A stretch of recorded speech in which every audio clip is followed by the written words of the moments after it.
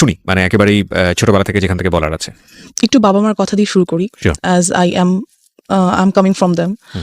আব্বু খুব ছোটবেলায় আমার দাদা মারা যান। আমার বাবা তখন পৃথিবীতে আসেননি, অর্থাৎ আমার দাদির পেটে থাকা অবস্থা আমার দাদা যান মারা যান। আচ্ছা। তো আব্বুর জন্ম হয় মুক্তিযুদ্ধের প্রায় 6 years আগে। সো অ্যাট দ্যাট পিরিয়ড আমাদের দেশের অবস্থা আনস্টেবল ছিল, অ্যান্ড আব্বুর ফ্যামিলি যথেষ্ট গরিব ছিল বলতে গেলে, যাকে বলা যায়। সো আব্বুর বাড়ি হচ্ছে বরিশাল, অ্যান্ড সেখান থেকে উনি ঢাকায় আসেন। তখন ওনার 13 বছর বয়স যখন উনি ঢাকায় চলে আসেন, বিকজ বাড়িতে কোনো কিছুরই ফ্যাসিলিটিস ছিল না, এখনো নাই, আমরা কখনো যাই না আমাদের বাড়িতে। তো ওই সময় উনি ঢাকায় আসেন এবং একটা লাইফ লিড করার জন্য যতটুকু কাজ করার দরকার তাই সবই করেন। ইভেন দো যদি বলি ঠেলা গাড়ি পর্যন্ত তার সে ঠেলা। এই গল্পটা আপনি পরবর্তীতে শুনেছেন কার কাছে? হ্যাঁ, বাবার কাছ থেকে শুনেছি। My dad is one of my friends, best friends. Beautiful. Okay, so আসে এবং আস্তে আস্তে উনি এখানে থেকে পড়াশোনা করে, ঢাকা ভার্সিটিতে থেকে উনি অনার্স মাস্টার্স করেন। আফটার দ্যাট কামিল, যাকে বলে মাদ্রাসা লাইন, সেখান থেকে উনি পড়াশোনা করেন, ডাবল MA যাকে বলে। তো উনি ওটা থেকে উনি বেশ ভালো একটা জব পায়, অ্যান্ড গুড স্যালারি। এই গেল বাবা। আম্মুদের ফ্যামিলিও খুব যে রিচ ছিল তা না, but they were quite good. আম্মু ঢাকায় চলে আসে খুব ছোট বয়সে, ওয়েন অনার্সে এসে ঢাকায় পড়তে হয়। এখান থেকে উনিও ঢাকা ভার্সিটি থেকে অনার্স মাস্টার্স করেন, অ্যান্ড দেন LLB করেন, অ্যাডভোকেটশিপ নেন। So both of them, as you can see, both of them are educated, so they are busy. An educated person can't sit at home, never. আমার মনে হয় বাবা মাকে দেখে। তো অফিস, আর আমি হওয়ার পর থেকে আমার খালামুনির কাছে থাকি। You were the first child? Yeah, I'm the first child. Okay. আমার পর আমার একটা ছোট বোন আছে। Age gap 8-9। তো আম্মু আমাকে, আমার খালামুনির বাসা ছিল তখন আমাদের বাসা থেকে বেশ দূরে আর কি, অনেকটুকু দূরে। সেখানে আমাকে রেখে আম্মু অফিসে যেত, বিকজ কোনো অপশনস ছিল না। আফটার দ্যাট খালামুনিরও বিয়ে হয়ে যায়, জব হয়ে যায়, সো আমি একাই হয়ে যাই বাসায়। কোন বয়সের কথা বলছেন বা কোন ক্লাসে পড়েন তখন? নার্সারিতে পড়েন। মানে আপনি রিয়ালাইজ করতেন বিষয়গুলো? অফ কোর্স, আমি এখনো সবকিছু স্পষ্ট মনে করতে পারি, everything, because I felt all of those things happen with me anyways. তো আম্মু আমাকে বাসায় একাই রেখে চলে যেতেন। আমরা যে বিল্ডিংটাতে তখন থাকতাম, ভাড়া থাকতাম, ওখানে 7 তলা বিল্ডিং এর অনেক বাচ্চা কাছে ছিল, যা হয় সবার সাথে খেলাধুলা করতাম। আর মেইনলি আমি ছেলের সাথে বেশি খেলাধুলা করতাম ছোট থেকে। আমার কাছে হাড়ি পাতিল খেলা তেমন বেশি পছন্দের ছিল না, বরং ফুটবল ক্রিকেট বেশি পছন্দের ছিল। অনেক কাটাছেড়া করতাম। যেহেতু আম্মু বোনে বারণ করার কেউ নেই, আমি আমার মতো। তো সেই থেকে দেখা যায় আমি একা, সবাই তো জানে সেটা, আমি বাসায় একা। এখানে একটা ট্র্যাজেডি বলি, সেটা হচ্ছে আমার যে বড় খালামণি, তার ছোট মেয়ে, she is also not very happy, but at that moment she had lots of relationships and she used to talk about all this. কোথাও গেলে কারোর সাথে দেখা করতে গেলে আমাকে নিয়ে যেত। So I used to আমি মাত্র নার্সারিতে পড়তাম, এগুলো নিশ্চয়ই এত কিছু বোঝার মতো মেন্টালিটি হয়নি। She had lots of relationship, মানে একদিন এক ছেলের সঙ্গে দেখা করতে যেত, রাইট? দেখা করতে যেত, এবং আমাকে স্কুল থেকে যখন উনি নিয়ে আসতেন বাসায়, তখন দেখা করতে যেত। And আমি দেখতাম কথা বলছে, দেখা করছে, কেন অপোজিট অ্যাট্রাক্টস, which was এই থটটা আমি আস্তে আস্তে বুঝতে পারতে শুরু করলাম at the age of 7 or 6 or 7. যেটা তো কখনই পসিবল না একটা বাচ্চার ক্ষেত্রে, বিকজ আমি ছিলাম ওখানটাতে। যাই হোক, কিছুদিন পর বড় খালামুনিরা বাসা চেঞ্জ করে অন্য কোথাও বাসা নিয়ে নিল। এবার যেটা হলো, আমাদের বিল্ডিং এর নিচ তলায় একটা ভাড়া থাকতো একটা মেয়ে। আমাদের বাসা যেহেতু খালি থাকতো অলওয়েজ, ওর বয়ফ্রেন্ডকে আমাদের বাসায় নিয়ে আসতো। এটা আপনার ফ্যামিলি মেম্বাররা জানতো? না, জানতো না, কেউ জানতো না। নিয়ে আসতো বলতে কি, মানে আপনি যখন ফ্রি থাকতেন তখন আসতো? আমি ফ্রি বলতে ওর বয়ফ্রেন্ডকে নিয়ে আমাদের বাসায় আসতো কথা বলার জন্য, আর সামথিং। তো আমাদের বাসার 2টো রুম ছিল, ভাড়া যেহেতু ছিলাম 2টো রুম ছিল। সামনে ড্রয়িং রুম, মাঝখানে একটা ছোট ডাইনিং, আর ভিতরে একটা বেডরুম। তো ওই বেডরুমটাতে ও বয়ফ্রেন্ডকে নিয়ে থাকতো। আর ওটা যেটা মেইন প্রবলেম, সেটা লাগানো যায় না দরজাটা। তো I use to see whatever they use to do, and mention করেই দেই, they use to have physical relationships over there, and আমি দেখতাম, ফিল করতাম, কেন হচ্ছে এটা বোঝার চেষ্টা করতাম, বা ইটস সামথিং। কিন্তু আপনি কি ওটা আপনার ফ্যামিলি মেম্বারকে নোট করতেন কখনো, যে না, নোট করতে পারিনি, এটাও একটা রিজন আছে। তো ওয়ান ডে আমি ওর আম্মুকে বলি ব্যাপারটা, আপুর আম্মুকে, যে আন্টি, একটা ভাইয়াকে নিয়ে প্রায় আপু আমাদের বাসায় আসে। আন্টি আপুকে অবশ্যই বকা দেয়, অ্যান্ড আফটার দ্যাট ডে আপু আমাকে টর্চার করে, খুব মারে। যখন আমি অফিসে চলে যাই, আপু এসে আমাকে খুবই মারে। আমি একটা জিনিস বুঝতে পারছি না, যে আপনার বাবা মা যখন বাসায় থাকছে না, তখন আপনাকে গাইডেন্স দিচ্ছে কে? কেউ না, আমি একাই। স্কুল থেকে বুয়া নিয়ে বাসায় রেখে চলে যেত, খাবার রেডি করা থাকতো, আমি খেতাম, ঘুমিয়ে থাকতাম, হোমওয়ার্ক করতাম, সন্ধ্যায় তো আম্মু চলেই আসতো। আপনাকে স্কুল থেকে পিক এন্ড ড্রপ করতো কে? বুয়া, একটা বুয়া ছিল বাসায়, যে বাসার কাজকর্ম করতো। আপনার বাসায় আপনি যখন একা থাকতেন, তখন আপনার বাসার আশেপাশের লোকজনের ইজি এন্ট্রান্স ছিল? কোয়াইট, আমার কাছে মানে অ্যাবসার্ড মনে হচ্ছে না? তাই তো, কারণ একটা বাসায় একটা মেয়েকে রেখে এসেছি আমি, আশেপাশের লোকজন ঢুকছে বাসায়। That's one of the faults which my mom and dad did. তারা এটা একটা ভুল যেটা আপনি কখনো এগুলো নোটিস করতেন না বাবা আমাকে আজকে অমুক এসেছিল বাসায় বা এমুক আসছে? করতাম, কিন্তু আপুর ব্যাপারটা করিনি তখনও। বলতাম, সবই বলতাম। আর আসলে আব্বু আম্মু এতটা বেশি বিজি ছিল বিকজ যেখানে আম্মুর গাইডেন্সটা কম থাকে সেখানে আম্মুর সাথে বন্ধুত্ব হয় না। আর যখন বাচ্চাদের বাবা মার সাথে বন্ধুত্ব না হয় তখন তারা শেয়ার করতে পারে না কোনো কিছু। মাই হাম্বল রিকোয়েস্ট ইজ আজকের এই স্টোরিটা সবাই আমাদের সোশ্যাল কন্টেক্সট এবং পারিবারিক অবস্থা থেকে চিন্তা করবেন যে আমাদের একটা শিশুর বড় হওয়ার জন্য আমরা যতটা না খেলার মাঠ নিয়ে চিন্তা করি, ঘরের ভেতরের পরিবেশ নিয়ে কি আমরা অতটা চিন্তা করি? খুব খুব খুব important. So very serious issue, এবং আমার মনে হয় আজকে ওই জায়গাগুলোকে আমাদের সবার নক করা উচিত। বিকজ ওর লাইফে যেটা ঘটেছে সেটা আরেকজনের লাইফে ঘটুক, আমরা এটা চাই না। It's a social learning, it's a family learning. Okay, এবং আমি ওকে স্যালুট জানাই যে ও নিজেকে এক্সপোজ করে অন্তত আরো 10টা ফ্যামিলিকে সতর্ক করার জন্য এখানে এসছে। জি, তারপর কি হলো? আপনাকে খুব মারলো? হ্যাঁ, খুব মারলো।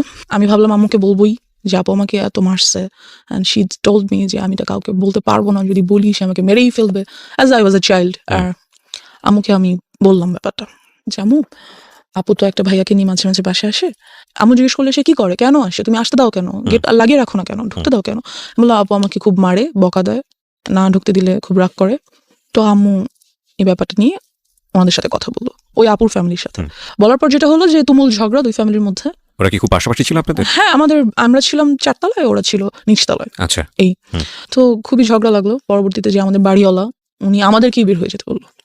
যেখানে বের হওয়ার কথা ওদের, অ্যাজ ফল্টটা ওদের ছিল, আমার না, বাট আমাদেরকে বের হয়ে যেতে বললো। সো আমরা সামহাও প্রবলেমটা সলভ হলো, ইস্যুটা ঠান্ডা হলো, আপুটার আমাদের বাসায় আসে না। ওকে, এবার যেটা হলো, আমার মেন্টালিটি লাইক ওই জায়গাটা থেকে অনেক আনস্টেবল হয়ে গেল, কি বলবো এটাকে, unbalanced. So I use to think like কেন হচ্ছে এই জিনিসগুলো, বা এগুলো কি, কেন, some kind of curiosity, like of course একটা কিউরিওসিটি গ্রো করলো। আপনি তখন নার্সারিতে পড়েন? তখন আমি 1-এ উঠেছি। ওকে, তখন আমি 1-এ উঠেছি, অ্যান্ড আমার কাছে ব্যাপারটা খুবই আনইউজুয়াল লাগতো। ওকে প্রিয় শ্রোতা, গল্পের মাঝখানে ছোট্ট একটা পজ দিচ্ছি সবার জন্য অ্যানাউন্সমেন্ট। জীবন গল্পের পার্ট 2 বইটি বাজারে আসতে যাচ্ছে খুব শীঘ্রই। যারা অ্যাডভান্স বুকিং দিতে চান, কারণ অল্প সংখ্যক বই আমরা বাজারে আনি প্রতি বছরই ফেব্রুয়ারি মাসকে কেন্দ্র করে, যারা অ্যাডভান্স বুকিং দিতে চান এবং ঘরে বসে পেতে চান নামমাত্র মূল্যে, বইটির মূল্য রাখা হয়েছে মাত্র 200 টাকা। তাদের জন্য আমি বলে দিচ্ছি নাম্বারটি, এই নাম্বারে ফোন করে আপনাকে অ্যাডভান্স বুকিং দিতে হবে, এবং এই নাম্বারটি 24 ঘন্টা খোলা থাকে, চাইলে আপনি এই মুহূর্তেই ফোন করতে পারেন। নাম্বারটি হচ্ছে boibajar.com এর 09611262020।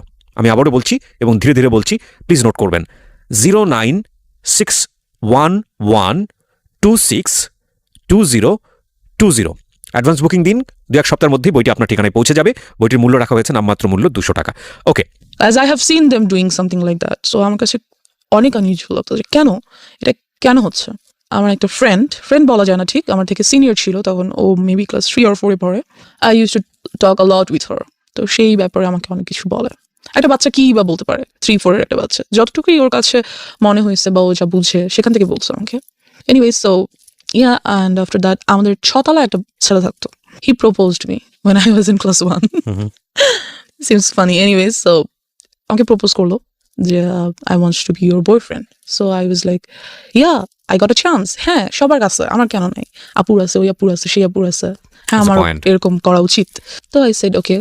So he like কিছু না বুঝিয়ে ওকে করে দিলেন। হ্যাঁ, আচ্ছা okay fine, it's a fashion. হ্যাঁ আমি যাবো, ওকে ফাইন, গুড কি হবে I don't know, like boyfriend, good, ওর সাথে ঘুরবো ফিরবো কথা বলবো, এই তো। সো একই স্কুলে ছিলাম আমরা, নিয়ে আসতো। আমি ক্লাস 1-এ ছিলাম, সিরিয়াসলি। আমি এখন বলতে গেলেও embarrassed ফিল হয়, like how did I do that? No, there is a reason, of course, there is definitely reason. But আমারও হয়তো বা বোঝা উচিত ছিল নিজেকে, হয়তো লাইক টেক কেয়ার করা উচিত ছিল। বিকজ আপনি একটা চাইল্ড সে সময়, রাইট, বোঝা উচিত ছিল আপনার প্যারেন্টের। যাই হোক, আমরা সেই ডিসকাশনে পরে যাব। বাট তারা আসলে কিভাবেই বা বুঝবে, আমিও তো তাদেরকে ঠিক ওভাবে বলতে পারি নাই। It's a situation actually. Okay, so then he was my first boyfriend. Okay, then somehow ওরা বাসা চেঞ্জ করে ফেলে। বয়ফ্রেন্ড এই আর কি, ও তো একটা বাচ্চা, ওই বা বয়ফ্রেন্ড গার্লফ্রেন্ডের কি বুঝে। যাই হোক, তো সামহাউ ওরা বাসা চেঞ্জ করে ফেলার পরে I used to like a boy, I used to like him very much because he looked very cute. So বাচ্চা ছিলাম দুজনেই, ও আমার ক্লাসমেট ছিল, তখন আমি 2-তে উঠেছি। এনিওয়েজ, তো এই তারপর আমরা ওখান থেকে বাসা চেঞ্জ করে ফেলি। বাসা চেঞ্জ করে আমার যে বর্তমান বাসা, মানে আমাদের নিজেদের বাড়ি করে ফেলি আর কি, সেখানে চলে আসি। আসবার পর আমরা এখান থেকেই শুরু হয় আমার লাইফের মোস্ট ট্র্যাজিক পার্ট, বিকজ আমাদের যে এলাকাটা মেনশন করছি না, বাট কি বলবো, এলাকা বলা যায় না আসলে। Can any people like live there? I feel, because ওই সময়টাতে ওটা মানুষের বসবাস উপযুক্ত তো ছিল না। আমরা একটা মৃত্যুর জন্য যেটা একটা অনুষ্ঠান হয়, কাইন্ড অফ কুলখানি বা কোনো কিছু, কুলখানি? আই ডোন্ট নো, অনেকজনকে ডেকে খাওয়া দাওয়া করায় আচ্ছা, সামথিং okay. Like that. অনেক ছোট ছিলাম, মনে নেই, টুতে আমি তখন উঠেছি মাত্র। যাই হোক, তো সেখানে আমরা যাই। যাওয়ার পর যেটা হয়, আমরা একটা আমার এক কাইন্ড অফ নানা, মানে আমার আম্মুর খালুজান হয়, ওনাদের গাড়িতে করে সেখানে যাই। তো ওই গাড়ির ড্রাইভার, সো আই ওয়াজ, আমি একটু ছোট বাচ্চাই ছিলাম এই যে। তো সে আমাকে খুব কোলে টোলে করে নিয়ে আদর করে এখানে ওখানে ঘুরাতে নিয়ে যায়। And then I noticed something, যেহেতু আমি অনেক কিছুই বুঝি এই ব্যাপারগুলোতে, লাইক ফিজিক্যালি কিভাবে you have to save yourself, আমি অনেকটাই বুঝি এই ব্যাপারগুলো। তো he tries to touch my private parts and আমি বুঝতে পারি ব্যাপারগুলো, ফিল করি। সো আমি ওনার কাছে আর যেতে চাই না। কে ছিল উনি? Driver, as I said. আপনাদের ড্রাইভার? নো, যাদের গাড়িতে করে আমরা গেছি, আমার নানা ভাইয়ের driver. Okay. So he tries to like kind of, এটা first embarrassment of your life. এবং এই ঘটনা ঘটার পরে আপনি কি করলেন?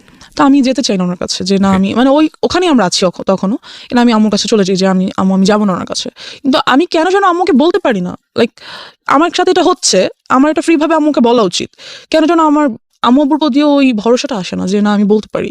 I don't no Y, but আমি বলতে পারি না। সো আম্মুকে আমি বলি যে আমার ওনাকে ভালো লাগছে না, আমি ওনার কাছে যাবো না। দেন আমরা ওখান থেকে চলে আসি, অ্যান্ড খুবই ট্রিক করে উনি আম্মু আব্বুর নাম্বারটা নিয়ে নেয়, ফোন নাম্বারটা নিয়ে নেয়, যে হ্যাঁ আমরা কোথাও যেতে হলে আমাকে ফোন দিবেন, আসবো, হ্যান ত্যান ফ্যান। যদিও উনি কিন্তু আমার নানা ভাইয়ের পার্সোনাল ড্রাইভার। ওকে। সো বলে যে হ্যাঁ প্লিজ যাবো হ্যান ত্যান ফ্যান। তারপর আমার নাম্বারটা দিয়ে দেয়, এবং আরো দুবার আমরা দুটো জায়গায় যাই, এবং ওনাকে সাথে করে নিয়ে যাওয়া হয়। আচ্ছা। সো এই হচ্ছে আমার first harassment or something like that. Secondly যেটা হয়, এবং এটা আপনি কাউকে বলেননি? না, এটা আমি কাউকে বলিনি, ইভেন এখনো পর্যন্ত আব্বু আম্মুকে আমি এইভাবে বলিনি। ফার্স্ট টাইম আপনি আজকে বললেন এখানে? আমি যাই বলছি কাইন্ড অফ ফার্স্ট টাইমই, কাউকে বলিনি। This is very unlucky for us, cause আমাদের সোসাইটিতে, আমাদের পরিবারে চাইল্ড সেক্সুয়াল অ্যাবিউজ, এটার যে রেট, এটা খুবই অ্যালার্মিং, খুবই অ্যালার্মিং। আপনারা পত্রপত্রিকায় পড়েন এসব ঘটনা, খুব এক্সট্রিম লেভেলে যখন চলে গিয়ে একটা বড় ধরনের ক্ষতি হয়ে যায়, তখন সেটা পত্রপত্রিকায় বা সংবাদ টেলিভিশন জায়গাগুলোতে চলে আসে। কারণ বিহাইন্ড দ্য সিন এগুলো যে কতদিন ধরে এই একটা মেয়ে বা একটা শিশু বা একটা নারী কিভাবে নির্যাতনের শিকার হয়, কিভাবে তাদের মেন্টালি তাদেরকে মানে ভয়ঙ্কর রকমভাবে ড্যামেজ করে ফেলা হয়, আমি জানি না। আমার মনে হয় এই জিনিসগুলোকে আরও বেশি বেশি করে এক্সপোজ করা উচিত, বলা উচিত। কজ আমি ভিকটিম, আমি কেন এটা বলতে পারবো না? কোথায় সমস্যা? ট্যাবুটা কোথায়? মানে আমাকে কেউ একজন সেক্সুয়ালি হ্যারাসমেন্ট করেছে, আমাকে কেউ একজন ফিজিক্যালি অ্যাবিউজড করেছে, অথচ সেটা নিয়ে আমি সোসাইটিতে মুখ খুলতে পারবো না, সেটা নিয়ে আমি বলতে পারবো না। কি আশ্চর্য মেন্টালিটি! মানে সেটা নিয়ে বললে আমার দিকেই আঙুল তোলা হবে, সেটা নিয়ে বললে আমাকে মনে করা হবে মেয়েটা খারাপ, বা ছেলেটা খারাপ, বা ওনার ফ্যামিলি খারাপ। কি ভয়ঙ্কর রকম মানে বাজে মেন্টালিটি আমাদের সমাজের। কিন্তু এই যে আমাদের এই মেন্টালিটিটা, এটাই কিন্তু যুগের পর যুগ এই প্রবলেমগুলো কীভাবে জিয়ে রেখেছে। আজকে যদি পরিবারের কাছে এই মেয়েটা এতটা বেশি সাবলীল হতো, আজকে যদি ওর বলার ক্ষমতা তৈরি হতো, ওকে যদি এনভায়রনমেন্টটা দেওয়া হতো, তাহলে ওর শৈশবটা হয়তো এরকম হতে পারতো না। কজ ও বলেছে একটু আগে যে this is the number one. আরও কি যে অপেক্ষা করছে আপনাদের জন্য, আপনারা একটু শুনুন, তাহলে বুঝতে পারবেন। জি বলুন। তারপর যেটা হয়, তো ওই ড্রাইভারের সাথে আমাদের আর দেখা হয় না। Anyways he is vanished somehow. So after that আমার চাচাতো ভাই আমাদের বাসায় থাকতে আসে for some reason. Somehow maybe আমাকে লাইক করতো আর সামথিং। তখন আমি ক্লাস 3-তে উঠেছি। তো ও কত বড় হবে, মেবি 9-10 পরে এরকম হবে। আপনি তখন ক্লাস 1-এ? 3-তে পড়ি। 3-তে? বাসায় একদিন হঠাৎ স্কুল থেকে এসে দেখি ও বাসায়। ওই টাইমে যেটা হয়, আমাদের বাসায় একটা পার্মানেন্ট কাজের মেয়ে রাখা হয়। তো মেয়েটা নিজেই যথেষ্ট ন্যাস্টি পার্সন। এনিওয়ে, সো চাচাতো ভাই থাকতে আসে আমাদের বাসায়। তো একদিন আমাদের সবার রুম আলাদা, জর্জার রুম। আমাদের বাসায় 5টা বেডরুম, অ্যান্ড জর্জার বেডরুম 4টার। বাট আমি তখন কার সাথে, কাজের মেয়েটা আমার সাথে ঘুমায়, মানে আমার রুমে ঘুমায়। তো আমি একদিন ঘুমিয়ে আছি, ঘুম থেকে ঘুমের মধ্যে আর কি হঠাৎ ফিল করি that someone is like embarrassed, had embraced me, something like that. তো আমি ঘুম ভেঙে যায়, পিছনে ফিরে দেখি যে আমার ভাইয়া। তো আই ওয়াজ লাইক, চিল্লাবো না কান্না করবো না কি করবো কিছু বুঝতেই পারি না। দেন আই ওয়াজ লাইক, ভাইয়া এখানে কি করো, হ্যান ত্যান ফ্যান। আমি উঠে বসে যাই।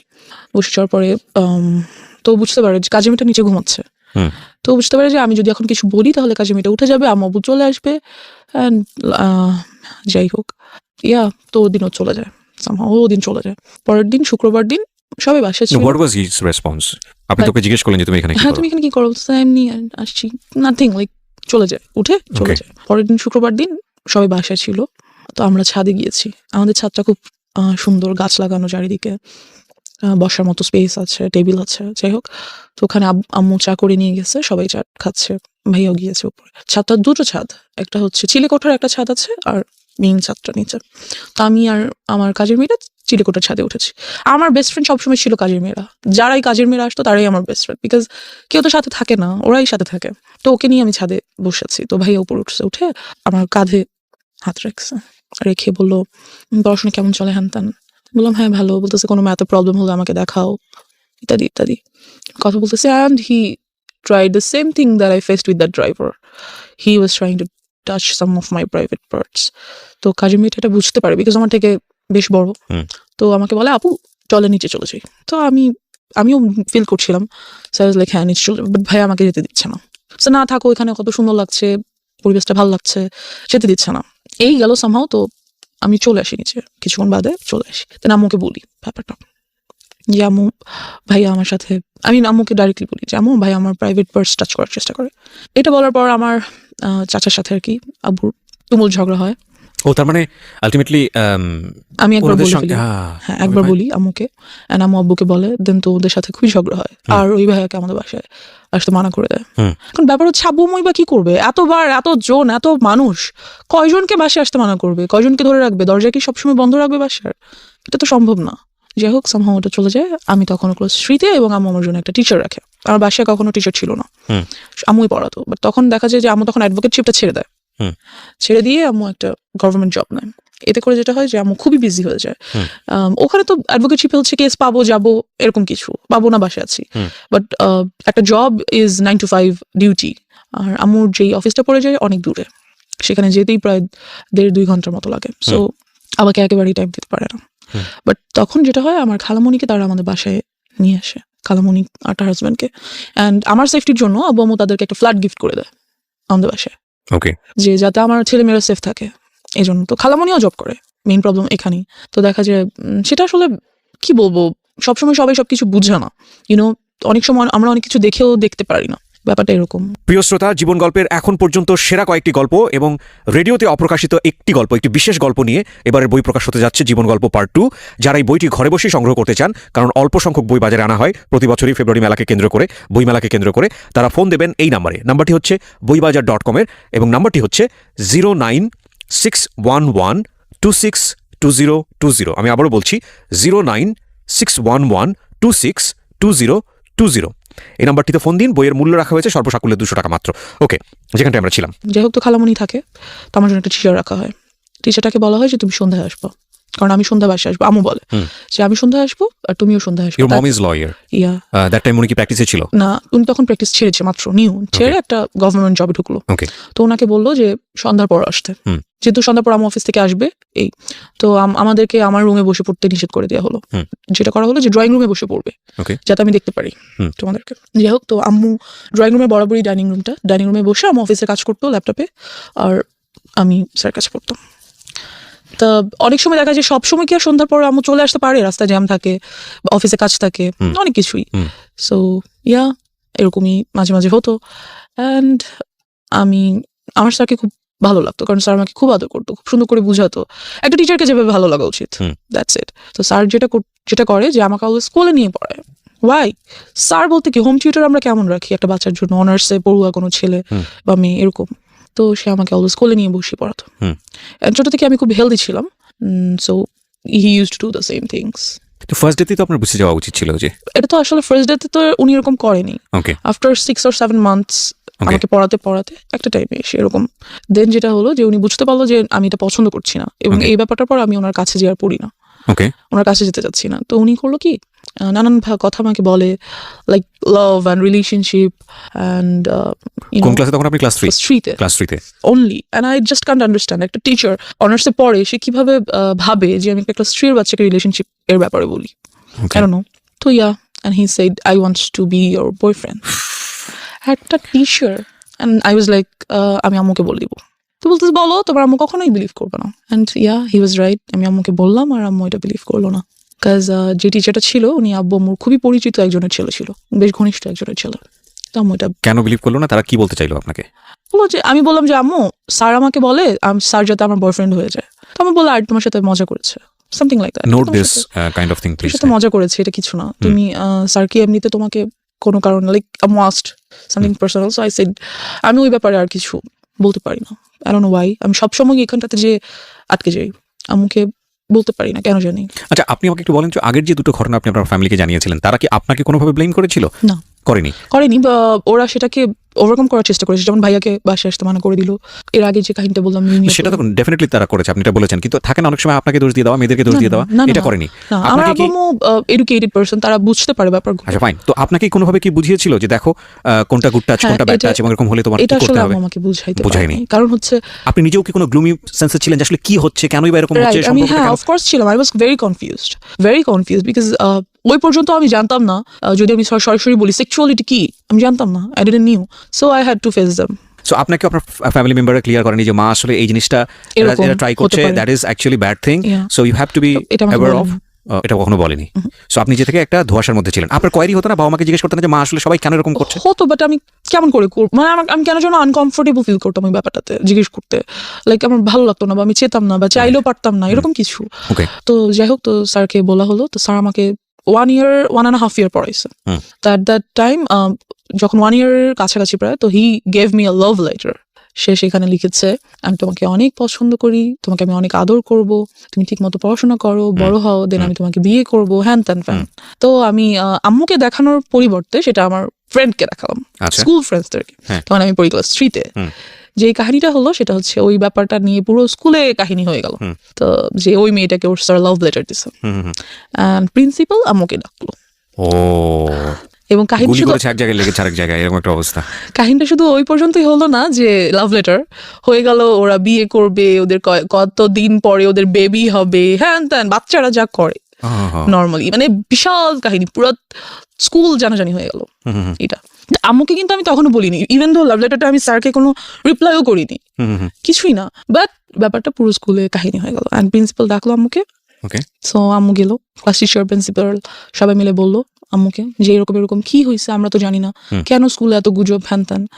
যেটা ওদেরকে বলা হলো যে আপনি আপনার মেয়েকে স্কুল থেকে নিয়ে যান, ডিরেক্টলি বলা হলো যে নিয়ে যান স্কুল থেকে, বিকজ আপনার মেয়ে আজে বাজে গল্প করে, ও বাকি বাচ্চাদেরকে নষ্ট করে ফেলতো। আমি কিছুই করি নাই, কি বা করবো, আর আমি বুঝি বা কি বলবো, বা কি আজে বাজে গল্প বা কি করবো, বাট যাই হোক এরকমটা বলা হলো। অ্যান্ড ও স্কুল থেকে আমাকে নিয়ে আসা হলো, আম্মু নিয়ে আসলো, অ্যান্ড ওই টিচারটাকে পাঠিয়ে দিল। দেন আপনি তো ফ্যামিলিকে বললেন যে ঘটনাটা কি ছিল?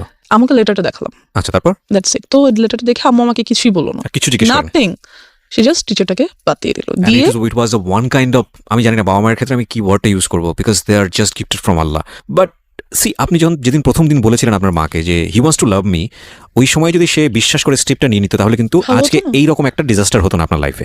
সি, এটা কত বড় হচ্ছে। ও কিন্তু আপনারা একটা জিনিস খেয়াল করবেন ভেতরে গিয়ে, আমি বারবার ইন্টারাপ্ট করছি, ও বারবার এম্বারেস ফিল করছে ফ্রম ড্রাইভার, যে গেল ড্রাইভার, বাসায় আসলো কাজিন, আত্মীয় সম্পর্ক, সেও তাকেও বের করে দেওয়া হলো, ইভেন ইট ইজ টিচার, সেও চলে গেল। এবং কোথায় ক্ষতি হলো দেখেন, ওর স্কুল যেখানে ওর ফ্রেন্ডসরা আছে, যেখানে ওর অনেক বড় একটা বন্ডেজ তৈরি হয়েছে, সেখান থেকে ওকে কুইট করে নিয়ে আসতে হচ্ছে। তার মানে ওর এই জিনিসটা সম্পর্কে কিরকম ভয়াবহ একটা সেন্স ওর চাইল্ডহুডে গ্রো করছে। মানে আমরা কিরকম একটা সোসাইটিতে বসবাস করি। ওকে, তারপর? যে স্কুলটাতে আমি ছিলাম ওটা অনেক স্বনামধন্য স্কুল ছিল, আমরা মেনশন করতে চাই না, মেনশন করছি না, অনেক সিনারি বাংলাদেশে এরকম বিহাইন্ড আন্ডার দ্য সিন এরকম। ওখান থেকে এসে আমার এলাকার একটা স্কুলে ভর্তি হতে হলো। ওকে, তো ওখানে ভর্তি হওয়ার পর যেটা হলো যে ওই টিচারটা যাকে আমি বাদ দিয়ে দিয়েছে, সে মাঝে মাঝে স্কুলের সামনে এসে দাঁড়িয়ে থাকে, অ্যান্ড এই ব্যাপারটাও আমি আম্মুকে বললাম, চিপস নিয়ে আসে, চকলেট নিয়ে আসে, বেলুনস নিয়ে আসে, হ্যাঁ দেন। আম্মুকে অনার্সে পড়ুয়া, হ্যাঁ অনার্সে পড়বো, মেবি ফার্স্ট আর সেকেন্ড ইয়ারে পরে এরকম কিছু হবে। যাই হোক, তো নিয়ে আসে, তো আমি আম্মুকে বললাম যে আম্মু স্যার প্রতিদিন এসে দাঁড়িয়ে থাকে, আমাকে নিয়ে যেতে চায় বাসায়, পিছন আসে, বেলুন দেয়, চিপস চকলেট দেয়, হ্যাঁ দেন। তো আম্মু করলো কি, আমাকে আনা নেওয়া করার জন্য একটা বুয়া রেখে দিল 1000 টাকা বেতন দিয়ে, যাতে অ্যাটলিস্ট ওই লোকটা না দাঁড়িয়ে থাকে। এবার যে টিচারটা রাখলো, ওর বাবা মা অনেক নিম্নমানের আর কি, খুব গরিব, তারা স্লামে থাকে। ওর বড় আপুর বিয়ে হয়ে গেছে, সেখানে একটা বেবি আছে, হাজবেন্ড ছেড়ে দিচ্ছে, লাইক ওদের ফ্যামিলিতে খুব ট্র্যাজেডি। বাট ওই ছেলেটা খুবই ব্রিলিয়েন্ট, অলওয়েজ স্কলারশিপে পড়াশোনা করছে, এখন অনার্সে যে উঠছে সেটাতে উনি ফ্রি পড়াশোনা করছে, ইংলিশের teacher. And as you can see I am quite good at English. বলবো just because of him? No, not like that. Not like that. Yeah, he teached me. He teached good, but one more tragedy over here. যাই হোক, তো উনি এরকম কিছুই ছিলেন না, বরং খুবই রাগী, বদমেজাজি অ্যান্ড টর্চারেবল টিচার ছিলেন। পড়া না করে রাখলে মারতেন, এবং প্রচুর মারতেন। কোন ক্লাসে তখন আপনি? আমি তখন ক্লাস 4-এ পড়ছি, প্রায় শেষের দিকে। যাই হোক, তো অ্যান্ড একটা টাইমের পরে দেখা গেল যে পড়া না করার জন্য আমার সেক্সুয়ালি হ্যারাসড হতে হবে। মানে কি? So what was the story? Tell me what was the first day story টা কি ছিল? যেটা হলো যে আম্মু ওনাকে রাখলো, অ্যান্ড এই টিচারটাকে আর আম্মু রাতে আসতে বললো না, কারণ আম্মু ওনাকে অনেক বিলিভ করতো, অ্যাজ ওর বাবা মা আমাদের কাছ থেকে অনেক ফেভার নিত, অনেক ফেভার নিত। সো আম্মু অ্যাটলিস্ট ভাবছে যে ওর বাবা মাকে আমরা এত ফেভার করি, সেটা আমাদের প্রতি লয়াল থাকবে। বাট এরকম কিছুই হলো না। যাই হোক, তো উনি বাসায় আসতেন and আমাকে বকা দিতেন। বাসায় কেউ ছিল না, আমার ছোট বোনটা ডে শিফটে পড়ার কারণে সকালে 10টা বের হতো, আসতে আসতে সন্ধ্যা 6টা 7টা বেজে যেত। কোচিং টোচিং করে একবার বাসায় আসতো। তো দেখা গেছে যে আমি বাসায় একা। সো আমার বোনটা বুঝতে পারতো that he is trying to do something with me, and সে সেটা আম্মুকে বলতো। আই ডোন্ট নো কেন আম্মু কেয়ার করে নাই, না কেন আম্মু এটা বুঝতে পারে নাই, আমি জানি না। এনিওয়েজ, সো সে আমাকে পড়াশোনা করার জন্য আমার প্রাইভেট পার্টে মারতো। কিভাবে এক্সপ্লেইন করবো, I don't no. No, you don't need to. So he used to do all the things which I didn't like at all. What is this? Dude, what are you doing? একটা teacher এরকম করতে পারে না। So সে আমাকে 1 বছর পড়ালো, আমার result অনেক ভালো হলো, বাট আরেক সাইড দিয়ে রেজাল্ট হয়তো অনেক খারাপ হয়ে গেল। আমার mentality or my thoughts were hurt. Then ব্যাপারটা আমি আম্মুকে বললাম না, কিন্তু খালামণিকে বললাম। মানে আর কত বলা যায়? দেন আমি খালামণিকে সব বললাম এবং খালামণির কাছে খুব কান্নাকাটি করলাম। তো খালামণি বুঝতে পারলো ব্যাপারটা। অ্যান্ড মেনশন করে দিই, খালামণি একজন psychologist. Oh, very good. Psychologist or psychiatrist? Yeah, whatever. I don't know. সে কি ট্রিটমেন্ট করে? না, ছেড়ে দিয়েছি, এটাও নিয়ে ছেড়ে দিয়েছি। সাইকিয়াট্রিস্ট, হ্যাঁ। whatever. So আমি খালামণিকে বলার পরে খালামণি ব্যাপারগুলো আম্মুকে খুব ভালোভাবে শেয়ার করলো। আম্মু যেটা হলো যে বুঝার পরিবর্তে আম্মু খুব রাগ হয়ে গেল যে আমি কি করব, কয়টা টিচার চেঞ্জ করব, একটা আনছি এটা বলে এটা, আরেকটা আনছি এটা বলে এটা, সবগুলোকে বাদ দিচ্ছি। এটা কেউ আসলেই এরকম হচ্ছে, না কেউ পড়াশোনা করতে যাচ্ছে না? কি করবো, কয়টা টিচার বাদ দিব, টিচার পাবো কোথায়? অ্যান্ড আমাদের যে এরিয়াটা ছিল সেখানে ভালো টিচার পাওয়াও খুব মুশকিলের ব্যাপার ছিল। So she was like fed up, আমি করবোটা কি? বাবাকে বলতে পারছে না, কেন বলতে সে জানে কেন বলতে চাচ্ছে না বাবাকে ব্যাপারগুলো। অ্যান্ড এই টিচারটাকেও আমার বাদ দিয়ে দিল এক পর্যায়ে। যে বাদ দেওয়াতে যেটা হলো, বাদ দিবে আর কি 1 মান্থ পর বাদ দিবে, এরকম মানে মাসের শেষে তো বাদ দিতে হবে, এরকম কিছু। The biggest tragedy of my life. একদিন স্যার 1টা-1:30টার দিকে বাসায় আসলো। স্যার খুব ভালোভাবে জানে এই টাইমে আমাদের বাসায় কেউ থাকে না, এবং স্যারের বিকেল 5টার আগে আমাদের বাসায় ঢোকা নিষেধ। আম্মু বলে দিয়েছে তাকে যে তুমি আসবে না, বিকেলের আগে বাসায় আসবে না। বিকেলে আমার খালামণি বাসায় চলে আসে আর কি। তো সে যেটা করলো যে 1:30টার দিকে বাসায় আসলো। ওই সময় যেটা কাজের মেয়েটা আমার খালামণির বাচ্চাদেরকে নিয়ে তাদের ফ্ল্যাটে ঘুম পাড়াচ্ছে, আর আমার ফ্ল্যাটে আমি একা। তো কলিং বেল বাজলো, আমি গেট খুললাম। খোলার পর দেখলাম স্যার। আমি বললাম স্যার এখন তো আমি পড়বো না, আমি তো মাত্র স্কুল থেকে এসেছি। তো সে বললো যে আমার আজকে অনেক কাজ আছে বিকালে, এখনই পড়া শেষ করতে হবে, তুমি বই নিয়ে আসো। তো অ্যাজ ইউজুয়াল আমি বই আনতে গেলাম আমার রুমে, যেহেতু আমার রুমে পড়া নিষেধ। কাজ আম্মু ড্রয়িং রুমে, আমার রুমে পড়া নিষেধ ছিল, ড্রয়িং রুমে পড়তে হতো। যাই হোক, তো আমি বই আনতে আমার রুমে যাই, and he enters the flat, আর উনি দরজাটা অফ করে দেয়, মেইন গেটটা অফ করে দেয়। মেইন গেট অফ করে না, মেইন গেটে চাপিয়ে দেয় আর কি, লাগিয়ে দেয়, চিট করে লাগানো। অ্যান্ড আফটার দ্যাট আমি আমার রুম থেকে বই আনতে যাই, আর উনিও আমার পিছনে পিছনে আমার রুমে চলে যায়। যেটা উনি করে সেটা হচ্ছে আমার রুমের দরজাটা আটকে দেয়। আটকে উনি আমাকে ফার্স্টে 2টা চড় দেয়, দিয়ে একটা লাথি মেরে খাটের মধ্যে ফেলে দেয়। যেটা করে, আমি স্কার্ট পরা ছিলাম, অ্যান্ড ওটা উনি ছিঁড়ে ফেলে। আফটার দ্যাট উনি আমাকে আমার পায়ের উপরে পা দিয়ে হাঁটু দিয়ে বসে, আমার গলার উপরে কোলবালিশ দিয়ে দেয়, আর মুখটা খুব জোরে চেপে ধরে। So I was like stuck. হয়তো আল্লাহই কোনোভাবে হেল্প করছে আমাকে, যে ঠিক ওই টাইমটাতেই আমাদের মাঝখানের ফ্ল্যাটের এক ভাড়াটিয়া উপরে আসে, তার চিনি লাগবে। সো এসে উনি দেখে যে দরজায় টিচারের ছেলেদের জুতা, যেহেতু আমাদের বাসায় ছেলেদের জুতা আসে না, থাকে না কখনো। সো নক করা মাত্র দরজাটা খুলে যায়, ধাক্কা দেওয়া মাত্র ঢুকেই ফিল করে যে ভিতরে আমার রুমে কেউ আছে, and something is going on. আমি হয়তো চিল্লাতে পারছিলাম না, বাট সাউন্ড তো করতে পারছিলাম, ধস্তাধস্তি তো করছিলাম। সো উনি বুঝতে পারে ব্যাপারটা, বুঝে উনি খুবই প্রচন্ড জোরে আমার দরজায় নক করে অ্যান্ড স্যার নকটা শুনেই আমাকে ছেড়ে উঠে দাঁড়িয়ে দরজাটা খুলে টেবিলে চলে যায়, যে বসে থাকে, অ্যান্ড আমার দিকে জাস্ট একবার তাকায়, লাইক আ লুক, আমাকে সাবধান করে দাও, হেই ডোন্ট ইউ ডেয়ার, কাউকে বলা যাবে না, সামথিং লাইক দ্যাট। তো আমি যেটা করি, আমি দৌড়ে আন্টিকে জড়িয়ে ধরি অ্যান্ড কান্না করে দিই, আন্টির কাছে কান্না করি খুবই। সে আন্টি আমাকে কোলে নিয়ে ওনাদের বাসায় চলে যায়। তখন আমি ক্লাস 5-এ পড়ি। নিয়ে যায় এবং জিজ্ঞেস করে কি হয়েছে। ইতিমধ্যে স্যার বাসা থেকে বেরোয় চলে যায়। এরকম একটা অ্যাটাক উনি কেন করলো? কোন ধরনের আমি খালামণিকে বলেছি, তার আম্মু যে তার মাকে বলেছে। ওনাকে কি বিষয়টা আগে থেকে নক দেওয়া হয়েছিল ফ্যামিলি থেকে, না তোমাকে বাদ দিয়ে দেওয়া হচ্ছে এরকম করে? মেবি, আই ডোন্ট নো, অবশ্যই না হলে উনি এরকম করার তো কথা না। Okay, so what was his intents basically? কি চাচ্ছিল সে, যেহেতু জিনিসটা হয়তো সে ভাবছে যে আমাকে যেহেতু বাদ দিয়েই দিচ্ছে, আমার নামে একটা বদনাম হচ্ছেই, তাহলে বদনামটা কিছু না করে কেন হবে, আমি কিছু করি দেন হোক, মেবি সামথিং লাইক দ্যাট। কিছু যে সে করেনি তা তো না, কিছু তো সে করেছে, Right. কিছুটার তো আর বদনাম হবে না, যখন বলে বদনাম হবে তখন তো ফুল বদনামটাই হবে। ফুলটাই হবে। তো সে চাইছে তো আমি ফুলই করি, কেন যাই হোক, করবো না? তারপর কি হলো আপনার Something হবে। খালামণির সঙ্গে? খালামণি না, সরি, আন্টি আর কি, আন্টি, পাশের বাসার আন্টি, পাশে বাসা আন্টি। তো আমি খুব তখন তো বাসায় কেউ নেই, তো কানাকাটি করার পরে আম্মুকে আন্টির সাথে সাথে ফোন করলো, হুম। ফোন করে ব্যাপারটা বললো। বলার পরে আম্মু বললো আচ্ছা ভাবি, ওকে আপনি আপনার কাছে রাখেন। আমি এতটাই ভয় পেয়ে গেছিলাম যে এর পরের 1 মান্থ আমি ঘুমাতে পারিনি রাতে। তো আপনার মা এসে কি করলো? মা এসে কি করবে, খুবই কানাকাটি করলো, আম্মু আমাকে জড়িয়ে ধরে। And যেটা হলো what was your father role? উনি কই এই উনি আসলে আব্বুকে আম্মু বলতো না, কারণ আম্মু জানে যে আব্বুকে যদি একটা কথা বলে আব্বু খুন করে ফেলবে সবাইকে, সামথিং লাইক দ্যাট। আব্বু অনেক ভালো, খুব কাম মাইন্ডেড, বাট যখন রাগ করে হি spares nobody, something like that. তো এই ব্যাপারটা আম্মু আব্বুকে বললো, কারণ বলাই লাগবে, কিছু করার নেই, এত বড় একটা ঘটনা। রাইট, সো আব্বুকে বলার পর যেটা হলো, আব্বু বললো ওকে আমি পুলিশে দিয়ে দিব, ডেফিনেটলি দেওয়া উচিত। আমি ওকে রাখবোই না, ওর একটা কিছু করতেই হবে। যেটা করলো, লোকজন নিয়ে ওই মুহূর্তেই যখন আব্বুকে বলা হলো অফিস থেকে আসার পর, হুম। ওই মুহূর্তেই ওদের বস্তিতে চলে যাওয়া হলো, হুম। যে ওদেরকে রাখবো না, ওই পুরো বস্তি আমি চালা দিব। আব্বু ওয়াজ লাইক ফায়ার। সো গেল, লোকজন নিয়ে গেল। এখানে যেটা হলো, বাবা তুমি যে লোকজনকে বলবা, তোমার মেন্টালিটি আর মানুষের মেন্টালিটি এক না। আমি পুরো এলাকায় ফেমাস হয়ে গেলাম। ওনার শাস্তি হলো, অবশ্যই হলো, কিন্তু এখান দিয়ে যে ক্ষতিটা ওনার হলো যে, শাস্তি বলতে ওনাকে অ্যারেস্ট করা হলো? হ্যাঁ ওনাকে অ্যারেস্ট করা হলো। আপনি যখন ক্লাস 5-এ? হ্যাঁ, পরে উনি অবশ্য জামিনে ছাড়া পেয়ে যায়। আচ্ছা, কেস ফাইল করা হয়েছিল তাহলে? হ্যাঁ, আমার নামে প্রচুর বদনাম হয়ে গেল, আমার কোনো বন্ধু বান্ধব হয় না, আমাদের বাসায় কেউ আসে না, আমার সাথে কেউ খেলে না, আই ওয়াজ টোটালি অ্যালোন। যেটা হলো, আব্বু আম্মু আমাকে স্কুলে নিয়ে যেত, স্কুল থেকে নিয়ে আসতো, এরকম চললো কিছুদিন, হুম। লাইক 6 or 7 months এরকমটা চললো। তারপর যেটা হলো, আর কতদিন সম্ভব স্কুলে নিয়ে যাওয়া, নিয়ে আসা, তাদের জন্য দুজনেই খুব- বিজি পারসন। খুব টাফ। আম্মুর অফিসে লাইক শোকজ করে দিবে এমন একটা ব্যাপার, চাকরিতে বাদ দিয়ে দিবে এমন একটা ব্যাপার হয়ে গেছে। হুম। বিকজ সো আম্মু ভাবলো যে অনেকদিন তো হয়েছে, এখন বোধহয় সবকিছু normal, we can be back in our normal life again. তারপর যেটা হলো, আমাদের বাড়িটা তখন ছিল 3 তলা, হুম। এরপর উপরে কাজ ধরা হবে আর কি। তো খুব মিস্ত্রি টিস্ট্রি আসে বাসায়, তো আব্বু তো সভাপতি বাসায় থাকেন না, আম্মুও থাকেন না। তো তখন আমি মেবি 6-এ পড়ি। হুম। দেন আব্বুর একটা ব্যাপার কি, উনি খুব ইসলামিক মাইন্ডেড, আর উনি সবাইকে এক চোখে দেখে, মিস্ত্রিদেরকে পাশে বসে খাওয়ায়, ভাই কাউকে কখনো তুমি তুই, নো, অলওয়েজ আপনি, respect. He is a golden soul, heaven soul, আমি কি বলবো, I just love him. Anyways, so এরকমই করতো ওই টাইমটাতে। তো মিস্ত্রি আসতো, তাদেরকে সেভাবে রেসপেক্ট করতো। সবাই এক হয় না, আপনার রেসপেক্টটা সবাই কিন্তু সমানভাবে নিতে পারে না, এটা সম্ভব না। তো আমাদের স্যানিটারি মিস্ত্রি, যে স্যানিটারি সাইটটা দেখতেন, ওখানকার হেড, ওই মিস্ত্রি গ্রুপটার হেড। হুম। তো উনি খুবই আসতেন বাসায়, খুবই আসতেন, আর আমাকে খুবই আদর করতেন।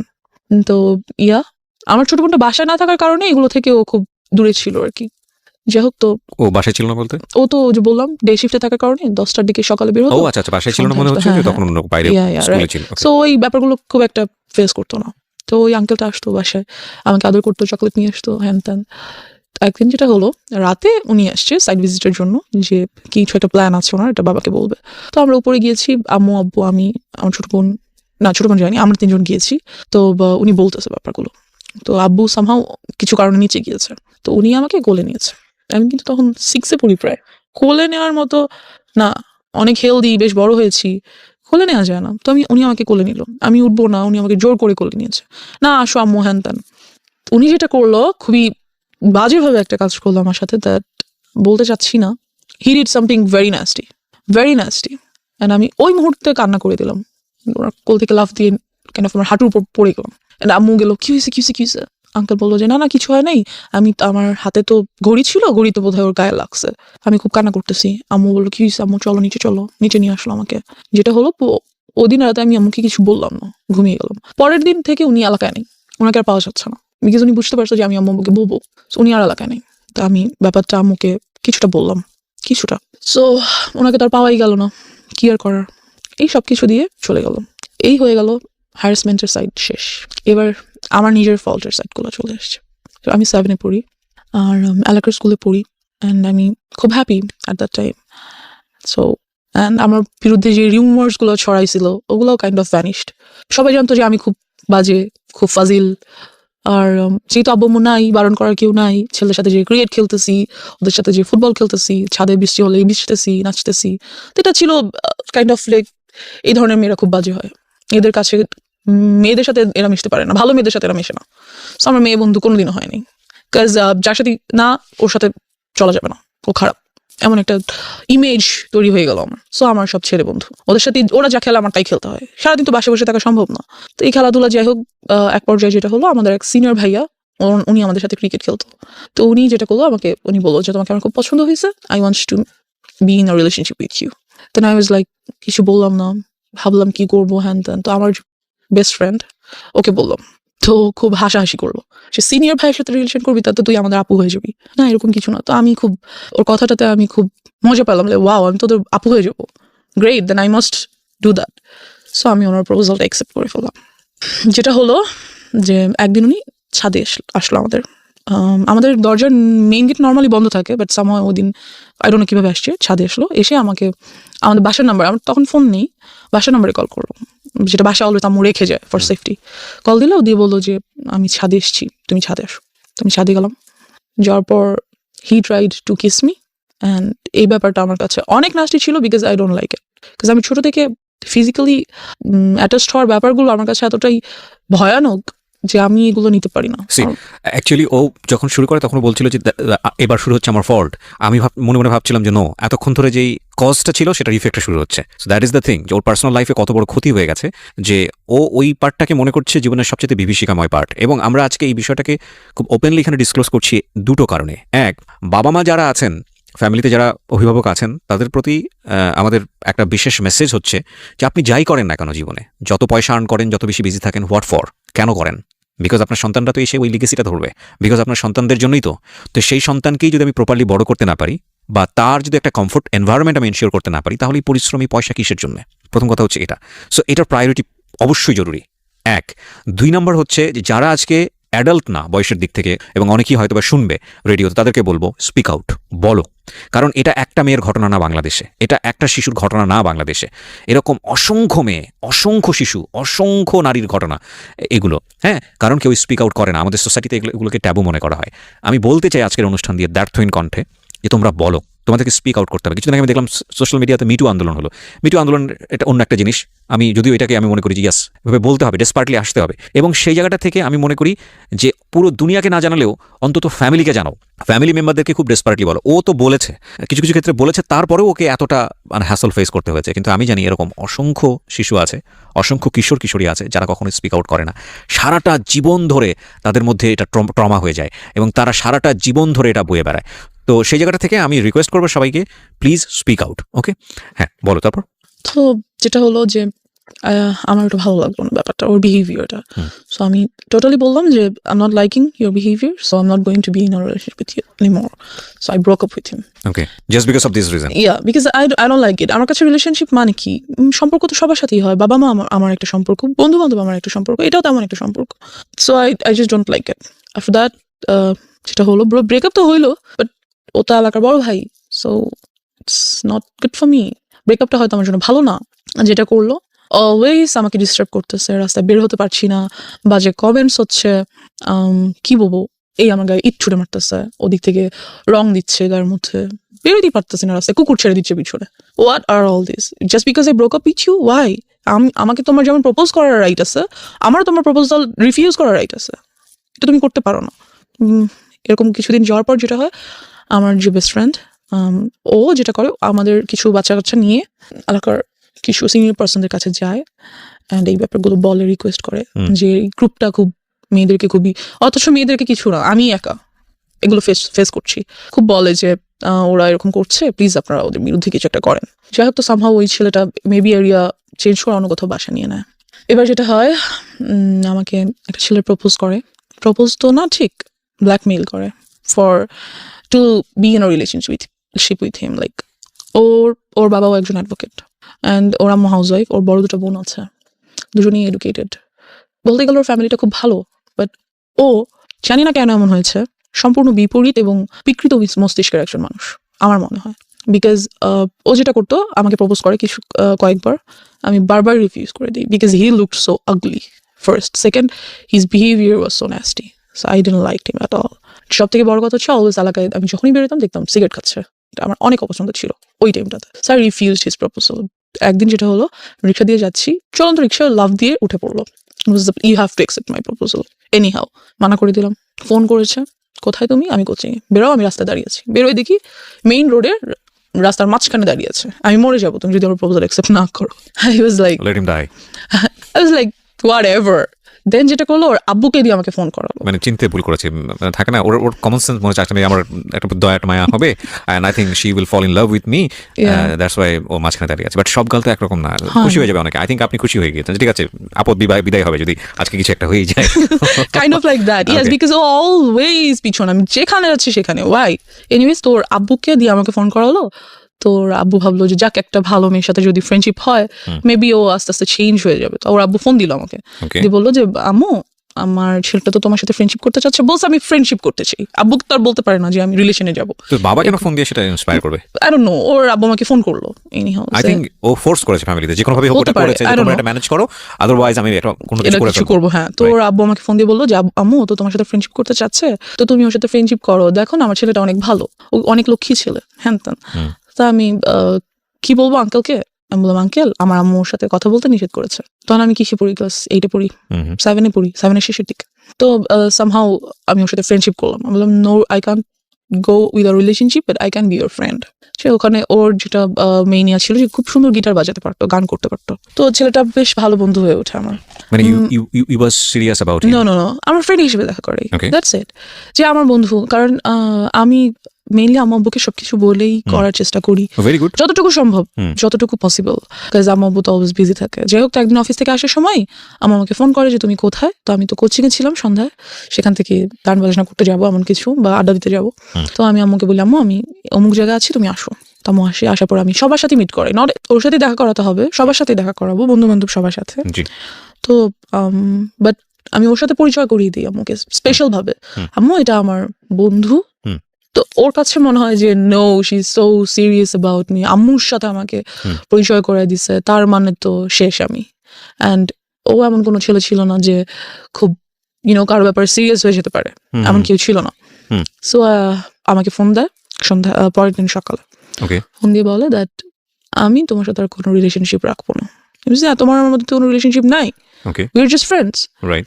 যে whatever I am ditching you, you are dumped by me, এমন কিছু। লাইক তুমি কি আমাকে ইনসাল্ট করার জন্য এটা বলছো? যেটাই ভাবো, তুমি আমাকে নেক্সট টাইম কল দিবা না, আমার সাথে কোনো কন্ট্যাক্ট করার ট্রাই করবা না, দ্যাটস ইট। আমার এত বিরক্ত লাগে যে ওয়াই ডিড আই ডু? তুমি আমার জন্য পাগল ছিলা, রাস্তার মাঝখানে যে দাঁড়ায় থাকতাম, আমি সাথে রিলেশন করি, এখন হঠাৎ করে বলতেছো আমি তোমার সাথে কল না দিই। কি করছি আমি? আমার ফল্টসটা কোথায় আমি বুঝতেছি না। দেন হোয়াট এভার আমি ওটা বাদ দিয়ে দিই। একদিন যেটা হয়, খবর আসে যে ওকে অ্যারেস্ট করে ফেলা হয়েছে, because he was dealing drugs. Okay, তো ওকে পুলিশ অ্যারেস্ট করে, এই অবস্থায় রেড হ্যান্ডেড ওকে অ্যারেস্ট করা হয়। ওকে। সো কোন ক্লাসে ছিলেন আপনি তখন? তখন আমি 8-এ পড়ি। ক্লাস 8 এ পড়েন। ও কোন ক্লাসে পড়ছিল? ও maybe intermediate or something like that. যাই হোক, তো আমি ওর আব্বুকে ফোন করি যে আঙ্কেল এরকম এটা হয়েছে, হ্যান ত্যান। তো আঙ্কেল বলে যে না আমি যাবো না। যাই হোক গিয়ে আঙ্কেল আপনি আমাকে ফোন করে আপনার সাথে ফ্রেন্ডশিপ করতে বলছেন, ও এত ভালো ছিল, তা আজকে ওকে পুলিশ কেন নিল? নিচ্ছে যখন আমি আপনাকে জানাচ্ছি, আপনি যেতে চাচ্ছেন না, এখন আমাকে কি করতে বলেন? আমি কি করবো? তোমার কিছু করতে। বাট ওর বন্ধুরা আমাকে বারবার ফোন করছে যাতে আমি 10,000 টাকা নিয়ে যাই। বুঝতে হবে আমি ক্লাস 8-এ পড়ি, আমার কাছে 10,000 টাকা কোত্থেকে আসবে? Right. It's not possible for me. তো ওই মুহূর্তে আমি যেটা করি, আমার কানে 2টো দুল ছিল গোল্ডের, আমি ওগুলো সেল করে দিই। সেল করে 9,000 something. Why you sell? Cause আপনারা তো তখন অলরেডি ওর সাথে ব্রেকআপ তো বলে না, মানে একটা আমি দূরত্ব কথা তৈরি বলবো না বা সামথিং ঝগড়া, আই ডোন্ট নো। আমার কাছে কেন যেন মনে হচ্ছিল যে আমার ওকে ওখান থেকে নিয়ে আসা উচিত। ওকে। আমার মনে হচ্ছিল যে মেবি এটা আমার করা উচিত কোনো কারণে, এটা আমি ফিল করছিলাম। ওকে। যাই হোক, তো আমি সেল করি এটা, বাকি ওই টাকাটাই আমি ওর বন্ধুদেরকে দিয়ে দিই। তো ওকে নিয়ে আসে। দেন যেটা হয় যে ওর কাছে অনেকগুলো ড্রাগস প্রোডাক্টস ছিল, লাইক কিছু ট্যাবলেটস ছিল, pink, green, yellow, those are kind of ইয়াবা, আর কিছু আর বটল ছিল, ইনজেকশন মেডিসিনের যে বটল। পুলিশ পেয়েছে ওর কাছ থেকে? হ্যাঁ। নাকি আপনি পরবর্তী? না, ওগুলোর বাসায় ছিল। আচ্ছা। ওকে তো জামিন দিয়ে নিয়ে আসা হয়, বাসায় নিয়ে এসেছে। আপনি টাকা নিয়ে কোথায় যান? টাকা নিয়ে আমি কোথাও যাই না, ওর বন্ধুরা আমার বাসার সামনে থেকে এসে টাকাগুলো নিয়ে যায়। ওকে। আর ওকে নিয়ে আসে। আচ্ছা। এটা পরবর্তী কাহিনী। মানে আপনি নিশ্চিত ছিলেন না আসলে ওদেরকে পুলিশ ধরেছে কিনা? হ্যাঁ, আমি জানতো, আমি প্রত্যক্ষ দেখিনি। ওকে, দিস ইজ অ্যানাদার থিং। মানে এমন তো হতে পারে যে ওরা আপনার কাছ থেকে টাকা নেওয়ার জন্য সিস্টেম করেছে বলেছে। হ্যাঁ, হতে পারে। জানি না কেন যেন আমার মনে হচ্ছিল যে আমার ওকে হেল্প করা উচিত, দ্যাটস হোয়াই আমি কাজটা করেছি। How did you sell your কানের দুল? কিভাবে সেল করলেন? আমার যে বেস্ট ফ্রেন্ডসটা ছিল বললাম, হ্যাঁ, ওকে বলেছি যে এটা আমাকে সামাও এটা আমার আজকে রাতের মধ্যে আমাকে সেল করে দিতেই হবে। ও আপনাকে সেল করে দিয়ে দিয়েছে? আমাকে সেল করে দিল। আমি জানি না ও কিভাবে কার কাছে সেল করছে। মানে কখনো জিজ্ঞেস করেনি যে তুমি এটা কিছু সেল করছো? হ্যাঁ, জিজ্ঞেস করেছে। আমি বলছি যে don't ask anything, just I need to sell it, দাও। তো যেটা হয় ওই ড্রাগস প্রোডাক্টস গুলো ওর বাসায় যেগুলো ছিল সেগুলো ওর একটা বন্ধু আমাকে এনে দেয়, যে ব্যাগ দেয় আর কি। পরে আমি খুলে দেখি এগুলো আছে। তো আমাকে কি কিসের জন্য আপনাকে দেয়? আমাকে আমার কাছে রাখার জন্য দেয় এবং বলে যে প্লিজ এগুলো তোমার কাছে কয়েকদিন রাখো, এই ব্যাগটা আমরা কিছুদিন পরে এসে নিয়ে যাবো। ও তখন কোথায়? ও তখন যেদিন আমি যখন টাকা দিচ্ছি তখন ওটা আমাকে দেয়, ব্যাগটা আমাকে দেয় রাখার জন্য। যে যদি পুলিশ ওদের বাসায় সার্চ করে তাহলে এগুলো পাবে, আর যদি ওদের বাসায় পায় তাহলে ওর বাবা মাকেও অ্যারেস্ট করা হবে। ওর কাছে অল্প কিছু জিনিস পাওয়া গেছে জন্য ওকে জামিন করা সম্ভব, বাট যদি এগুলো পায় তাহলে অনেক প্রবলেম হবে। সেটা হয় আমাকে দিয়ে যায়। তো ওরাতে ওখান থেকে আমি কিছু জিনিস আমি রেখে দিই। কি মেন্টালিটিতে এটা করেছি, কেন ভালো লাগলো, আই ডোন্ট নো। কেন রাখলাম না, আমি জানতাম না ওগুলো কি, বাট আমি রেখেছি। কেন রেখেছি আই ডোন্ট নো। আমার কাছে মনে হলো যে আমার রাখা দরকার বা আমি রাখি। ইট ওয়াজ ইন আ ফ্লো, আমি রাখলাম জিনিসগুলো কোনো কারণে। তো রেখে দিলাম। রাখার পর ওরা কিছুদিন পরে সে ব্যাগটা নিয়ে গেল। কথাবার্তা বলি না, যাই হোক। তো এবার ড্রাগস কিভাবে নিলাম সেটা তো চলে আসি। ওগুলো আমার কাছে ছিল বেশ অনেকদিন। আমি ওগুলো রেখে দিয়েছিলাম কিন্তু খুলিনি, ধরিনি, কিছুই না। যেটা হয় যে একদিন রাতে আম্মু আমাকে খুব বকা দিচ্ছিল। তখন আম্মু আমাকে একটা ছোট সেলফোন কিনে দেয়, ছোট একটা, যাতে কোচিং এ গেলে বা কোথাও গেলে কথা বলা যায়। তো ওটা আমি টিপাটিপি করছিলাম, মেসেজেস দেখছিলাম। তো আম্মু এসে দেখে আমি বইয়ের সামনে রেখে ফোন ইউজ করছি। তো আম্মু খুব বকা দেয় আমাকে, প্রচন্ড বকা দেয়। এন্ড আমার পাস্ট নিয়ে অনেক কথা বলে, লাইক কখনোই তোমাকে নিয়ে আমি কোনো শান্তি পাই নাই, তুমি সবসময় আমাকে প্রবলেমস ক্রিয়েট করছো আমাদের লাইফে, তুমি এটা করছো সেটা করছো, হ্যান ত্যান, খুবই বকাবকি করে। তো এক পর্যায়ে আমি আমার উপর খুব চিল্লাই, ইট ওয়াজ মাই ফল্ট অর সামথিং, আমি করেছি ইচ্ছা করে, সামথিং লাইক দ্যাট। তো আম্মু যেটা করে আমার ফোনটা নিয়ে ভেঙে ফেলে অ্যান্ড আমাকে রুম বাইরে থেকে লাগিয়ে চলে যায়। খুব বিরক্ত লাগে ব্যাপারটা, আমার খুব মেজাজ খারাপ লাগে যে আমি কেন আমার সাথে এই কাজটা করলো উইদাউট এনি রিজন। হঠাৎ করে এসে ফোনটা নিয়ে ভেঙে আমার সাথে রাগারাগি, চিল্লাচিল্লি। আমি তো কিছু করিনি। কোন ক্লাসে তখন? আমি তখন ক্লাস 8-এ। আমার তখন টেস্ট পরীক্ষা সামনে, 8-এর টেস্ট পরীক্ষা চলছে। পরের দিন আমার ইসলাম শিক্ষা পরীক্ষা, এরকম কিছু। যাই হোক, তো আমি পড়ছিলাম but phone that's why maybe আমার রাগ করছে যে পড়ার টাইমে ওয়াই আর ইউ। ঠিক আছে, সেটা তুমি বকা দিতে পারো যে ফোন কেন নিয়ে রেখেছো, বাট শি ওয়াজ লাইক তুই এটা করছিস ওটা করছিস। তো আম্মু আমাকে রেখে চলে গেল। রাতে খাবার দিল, খেলাম না, ঘুমাতে যাব। আম্মু দিন আমার সাথে আমার রুমে ঘুমাবে, সে ঘুমাচ্ছে। তো আমার ব্যাপারগুলো এত খারাপ লাগছিল যে আসলেই মেবি আমি আমার আব্বুর লাইফে অনেক বড় একটা প্রবলেম। আমার জন্য হয়তো বা আসলেই তারা অনেক সাফার করছে, যেহেতু আমার জন্য পুলিশের কাছে যেতে হয়েছে, এলাকায় প্রবলেম হয়েছে, a lot of things they had to suffer for me. So I was like আমার মেবি বাসা থেকে চলে যাওয়া উচিত। হয়তো আমি না থাকলে আব্বু আম্মুর কোনো প্রবলেম হবে না। তো তারা কি বলবো, তাদের সব প্রবলেম সলভ হয়ে যাবে, আমি হয়তো তাদের প্রবলেম। আমি যেটা করলাম, রাত্রে প্রায় 1:30টার দিকে ঘুম থেকে উঠে বাসা থেকে বের হয়ে গেলাম। And you don't know আপনি কোথায় যাচ্ছেন? No, I don't know. আমার জাস্ট মনে হচ্ছিল আমি হয় মারা যাবো, আদারওয়াইজ এই বাসায় থাকবো না। Because আমি হচ্ছি এই বাসার প্রবলেম, আমি নাই তো বাসাটা শান্তি থাকবে। বিকজ আম্মুর কথা আমার এমনই মনে হচ্ছিল। তো আমি বের হয়ে গেলাম, বের হয়ে রাস্তা একটু সামনে যেয়ে বসে রইলাম, একটা বাসার সামনে বসে রইলাম।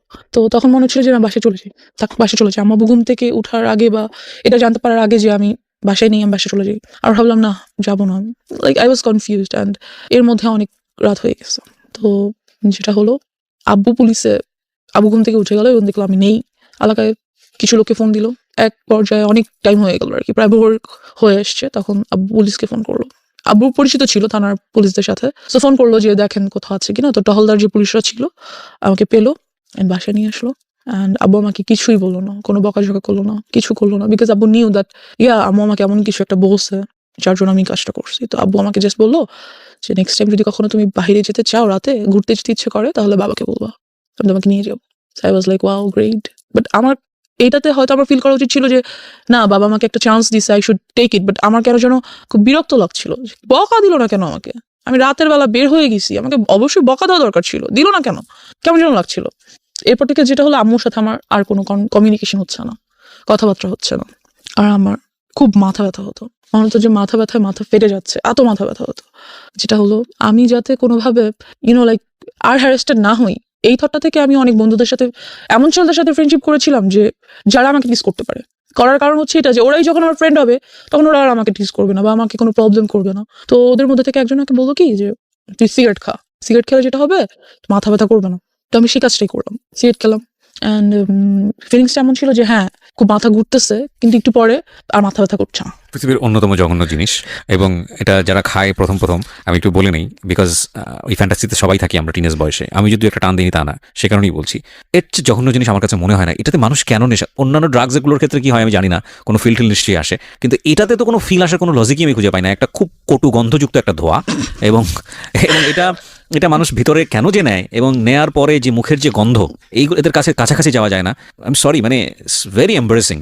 এটা কোনোভাবেই মানে খাদ্যযুক্ত একটা জিনিস হতে পারে না, কোনোভাবেই না। এই অখাদ্য এটা, এবং এত বেশি অখাদ্য, এটার ভিতরে মানুষ হুদাই অকারণে ব্রেন থেকে একটা ট্রমা, মানে এই পার্টিকুলার জিনিসের প্রতি মানুষ তৈরি করে, যে না এটা খাইলে এরকম একটা ফিল হয়, এটা খাইলে সিগারেট ছাড়া একটা কবিতা আসতেছে না, সিগারেট ছাড়া এটা হচ্ছে না, সিগারেট ছাড়া বাথরুম হচ্ছে না। ফালতু থিং, নাম্বার 1 ফালতু থিং, এত দুর্গন্ধযুক্ত জিনিস। জি বলেন। এনিওয়েজ, তো যেটা হয়, সিগারেট খাওয়া শুরু করে দিই আস্তে আস্তে। আর ওই পিরিয়ডটাতে আমার আর রাতে ঘুম আসে না। So how do you smoke? Because আপনার তো ফ্যামিলিতে এটা জানানোর কোনো বিকজ সুযোগ আমি নেই। ওই যে বললাম, ক্লাস বাসায় 8 যার পর যার অবস্থায় আপনি স্মোক করেন। রাইট, বাসায় যার যার রুম আলাদা, কেউ কারোর রুমে যাচ্ছে না। আর রাতে তো সবাই ঘুমিয়ে যাচ্ছে, আমি আমার রুমে আছি। Like So you locked your room? No, I never lock my room, because আম্মু আব্বু মাঝে মাঝে আসে, বাট রুম সবাই ঘুমিয়ে গেলে কিন্তু কেউ হাঁটলে সাউন্ড পাওয়া যায়। আপনি বুঝতে পারেন যে হ্যাঁ, কেউ কেউ একজন আসলে আসছে। আমি ফেলে দিই, ফ্যান ছেড়ে একটু স্প্রে করে দিই, দ্যাটস ইট। এটা আমাকে ওরা শিখিয়ে দিয়েছে, এরকম এরকম করলে কোনো স্মেল পাবে না, হ্যান ত্যান। চকলেট রাখা যায় সাথে, তা আব্বু আব্বু আম্মু বুঝে না, আর আসলে তারা আসেও না। যাই হোক, তো আমার রাতে ঘুম আসে না, কোনোভাবেই আমার ঘুম আসে না। ঘুম আসলেই আমি আজে বাজে স্বপ্ন দেখি। চোখ বন্ধ করলেই আমি দেখি that someone is trying to do something with me, they are like holding me, আমাকে দুই দিক থেকে দুজনে ধরে টেনে ছিঁড়ে ফেলতেছে। ভয়ানক সব স্বপ্ন দেখি, লাইক আমি ঘুমাতে পারি না, ঘুম আসলে ঘুম ভেঙে যায় আজে বাজে স্বপ্ন দেখে। তো আমি এরকম একদিন রাতে ঘুমাচ্ছি, এমন একটা স্বপ্ন দেখলাম। স্বপ্নটা দেখে আমার এত ভয় পেলাম, ঘুম থেকে উঠে আমি ওই যে জিনিসগুলো এনে রেখেছিলাম ছেলেটার ব্যাগ থেকে, সেখান থেকে একটা বটল নিয়ে ইয়াটা খোলার চেষ্টা করি, কিন্তু খোলা যাচ্ছিল না, ক্যাপটা। তো বুঝতে পারি যে ওটা সিরিঞ্জের সুইটা ঢুকিয়ে টান দিয়ে খুলতে হবে। So I did this, but আমি ওটা বডিতে পুশ করি না, যেটা করি গ্লাসে, মানে নেই, একটা ছোট গ্লাসের মধ্যে নেই, নিয়ে আমি ওটা খাই ওই দিন রাতে। যেটা হয় যে ওটা এতটা তিতা ছিল, আর খাওয়ার ঠিক 10 থেকে 15 মিনিটের মধ্যে আমি সেন্সলেস হয়ে যাই। সেন্সলেস হয়ে যাওয়ার পর আব্বু আম্মু সামাও মেবি আমাকে রাতে দেখতে এসেছিল, যে ঘুমাচ্ছি কিনা, ঠিক আছে কিনা, একটু বাদে আর কি। আমি সেন্সলেস হয়ে যাওয়ার কিছুক্ষণ পর তো দেখে আমি মাটিতে শুয়ে আছি, ফ্লোরে। তো তারা এসে দেখে, আব্বু আমাকে ধরে ধরে সোজা করে দেখে আমার মুখ থেকে ফেনা বের হচ্ছে। দেখে আমাকে সাথে সাথে হসপিটাল নিয়ে যায়। হসপিটাল নিয়ে যাওয়ার পর What was it? এটা কি ছিল? I don't know, maybe some drug product যেটা বডিতে নিতে হয়, অফকোর্স, যেহেতু ইনজেকশন ইয়াগুলোতে ছিল, বটলগুলোতে ছিল। সেটা আপনি খেয়ে ফেলেছেন? হ্যাঁ, সেটা আমি খেয়ে ফেলেছি। আমি বুঝতে পারিনি যে জিনিসটা আসলে যে কি ধরনের ড্রাগ প্রোডাক্ট, বুঝতে পারছিলাম না। যেটা হয়, তো নিয়ে ওয়াশ করে বাসায় নিয়ে আসে, 2 দিন হসপিটাল থেকে বাসায় চলে আসি। এরপর থেকে আমি কেউ জন্য আমার ভালো লাগে না, আমি রাতেও ঘুমাতে পারি না, দিনে আমার কিছুতেই শান্তি লাগছে না, কিছুতেই আমি থাকতে পারছি না। যেটা শুরু করি, সিগারেট তো খাই, সাথে ফ্রেন্ড সার্কেলরা আমাকে বিভিন্ন ধরনের মদ এনে দেয়, ওগুলো খাই, বাট তাহলে আমি ঘুমাতে পারি। যেটা ঘুমাতে পারি বলতে কি, মানে সেন্স থাকে না কোনো, ঘুমিয়ে যাই, সকালে উঠি, এই ঘুম বলা যায় না এটাকে আর কি। তো এভাবে করতে করতে এক পর্যায়ে যেটা হয়, আমার হেলথ খুব খারাপ হয়ে যেতে থাকে। তো আমি বুঝতে পারি that what ever I am doing is not good for me. কি করব, ভালো লাগছিল না, এগুলো ছাড়া কোনোভাবেই থাকতে পারছিলাম না। এর বাইরে আরো কিছু ড্রাগ প্রোডাক্টস ট্রাই করতে চাই, মেবি ওগুলোর দ্বারা এগুলো ওভারকাম করতে পারবো, এমন একটা থট ছিল যে হয়তো ওগুলো যদি আমি ট্রাই করি তাহলে হয়তো এগুলো ওভারকাম করতে পারবো, এমন একটা ব্যাপার। তো একদিন একটা ফ্রেন্ড বলে যে ঠিক আছে, তোকে আজকে ইয়াবা ট্রাই করাবো, তার জন্য অমুক ফ্রেন্ডের বাসায় যাবো, ওর বাসায় আজকে আব্বু আম্মু থাকবে না। ওকে, দেন ওরা অনেকগুলো ছেলে সবাই, আর আমি আর একটা মেয়ে আমার সাথে, আর একটা ফ্রেন্ডের ওয়াইফ, ওরা বিয়ে করে ফেলছে এরকম কিছু। তো আসলো, ওরা সবাই ইয়াবা ট্রাই করছে। তো যখন আমার টার্ন আসলো আর কি, আমার কাছে খুব ভয় লাগছিল যে আমি কি আসলে এটা করবো, বিকজ এটা নেওয়ার সাথে সাথে আমি দেখতেছিলাম সবাই শুয়ে পড়তেছে, যে এটা ট্রাই করতেছে শুয়ে পড়তেছে, লাইক সেন্সলেস হয়ে যাচ্ছে আর সামথিং, নেশাগ্রস্ত হয়ে যাচ্ছে। তো আমার খুব ভয় লাগছিল যে আমি কি আসলে এটা করবো। তো ভাবলাম যে করবো না, খুব ভয় পাচ্ছিলাম। ওখান থেকে চলে আসি সামহাও। তো ওরা আমাকে যেতে খুব মানা করে। তো ওদের মধ্যে থেকে 2জন অপরিচিত ছেলেও ছিল, ওরা নিচ্ছিল না, ওদের আমার আগে নেওয়ার কথা ছিল। 2টা কারণে আমি ভয় পেয়েছিলাম, ওদের আমার আগে নেওয়ার কথা ছিল, বাট ওরা নিচ্ছিল না। তো আমি ভাবলাম যে হয়তো হতে পারে যে আমাকে এজন্য এখানে আনা হয়েছে, যে আমি ড্রাগসটা নিবো, then they are going to do something with. আমার ব্রেনে শুধু এটাই কাজ করছিল, দ্যাটস আমি নিলাম না, চলে আসলাম ওখান থেকে। অ্যান্ড ড্রাগ অ্যাডিকশনের মধ্যে তাহলে কিছুই পড়ে না, শুধু পরে আমি খুব সিগারেট খেতাম, অ্যান্ড এলাকার সবাই এটা জানতো আব্বুকে খুব বিচার দিত। হুম। তো একদিন আব্বু আমাকে সরাসরি এসে ধরার জন্য রাতে ঘুমায় না, বিকজ পাশের বিল্ডিং এ লোকের আব্বুকে এটা বলতো যে আপনার মেয়ে একদিন হ্যাঁ, রাতের বেলা আমরা সিগারেট দেখি খায় আমরা ব্যালকনিতে দেখি, বসে। হ্যাঁ হুম। ছাদে যেয়ে খায় বা হুম। বারান্দায় বসে খায় আমরা দেখি। তো একদিন রাতে আব্বু ঘুমায় না, আমি সিগারেট খাচ্ছি, এরই মধ্যে আব্বু রুমে এন্টার করে, আমি বুঝতে পারি না বিকজ ফ্যান চলছিল, আমি খেয়াল শব্দ করি টের না, পাননি, শব্দ দরজা খোলা। পাই না। তো আব্বু এসে আমার সামনে এসে দাঁড়িয়ে he says you have cigarettes, I say yes. কিছু করার নেই, আমাকে তো দেখে ফেলেছে। দেন হি সেইজ আমাকেও দাও, আমিও একটু খাবো। বাবা কখনো সিগারেট তো দূরের কথা, আব্বু চাও খায় না, কিছুই খায় না, কোনো ধরনের আউট ভাত বা নর্মাল খাবার ছাড়া আউট কোনো কিছু বাবা খায় না। হি সেইড আমাকে একটু দাও, আমি খাবো। কেন খাও, কি ভালো লাগে, বকা দেয় না আমাকে কোনো। তো আব্বু ওদিন সারা রাত আমার সাথে অনেক গল্প করে, তার লাইফ সম্পর্কে অনেক কিছু বুঝায়। দেন যেটা হয় যে আমি বুঝতে পারি, বাট সিগারেট ছেড়ে দেওয়াটা তো ইজি না, and I couldn't do that. তো আমার যে বেস্ট ফ্রেন্ডের কথা বলছিলাম, সবই জানতো মোটামুটি।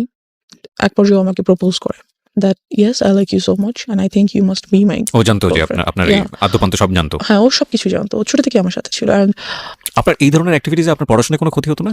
হ্যাঁ, অফকোর্স আমার রেজাল্ট অলওয়েজ খারাপ হতো, পড়াশোনায় মনোযোগ ছিল না, এরকম চিন্তা কিছু করে না। দেখেন, একটা root cause basically sexual harassment, and ওই জায়গাটা থেকে একটা মেয়ের জীবনটাকে কিভাবে অন্যদিকে নিয়ে যাচ্ছে।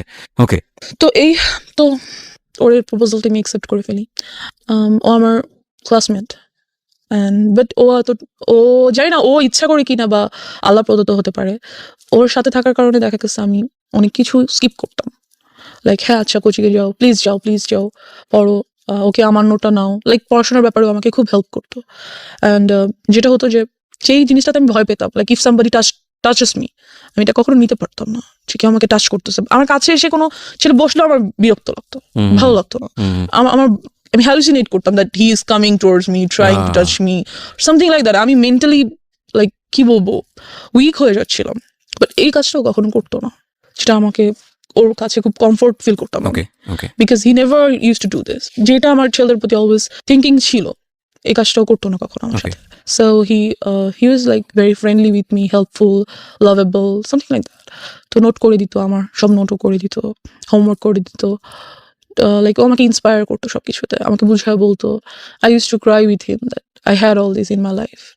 সাধারণত বেসিক্যালি দেখা যায় কি যে কোনো ছেলে যদি রিলেশনশিপে যেতে চায়, তারা কখনোই এমন একটা মেয়ের সাথে রিলেশনশিপ করবে না যে লাইফে এই ধরনের হিস্ট্রি ছিল। I guess no. অ্যান্ড কোর্সটা তো গুড, অ্যাটলিস্ট ওরা একবার হলেও বলবে যে তুই এগুলো করে আসছিস। যখন আর- একদম টেম্পার লুজ করে তখন এগুলো হ্যাঁ, করা নেই। আর ওকে অ্যাবিউজ করবে, আর ওকে ইউনো কি বলবো একটু আন্ডার এস্টিমেট করবে। বাট সেটা ওর ক্ষেত্রে হতো, ও কখনোই এই কাজগুলো আমার সাথে করতো না।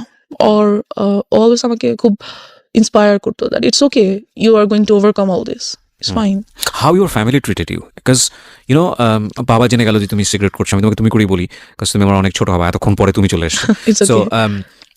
তুমি সিগারেট নিচ্ছ এবং তোমার বাবা তোমার সাথে বিষয়গুলো শেয়ার করছে, তারও পার্সোনাল লাইফ শেয়ার করছে, তার মানে খুব ইন্টেলিজেন্টলি সেই জিনিসটাকে ডিল করছিল, এবং সে খুব ভালোভাবে বুঝতে পারছিল যে আমার মেয়েকে যদি আমি এখন খুব অতিরিক্ত শাসনের জায়গায় নিয়ে যাই, সে আরো বেশি খারাপ হয়ে যেতে পারে।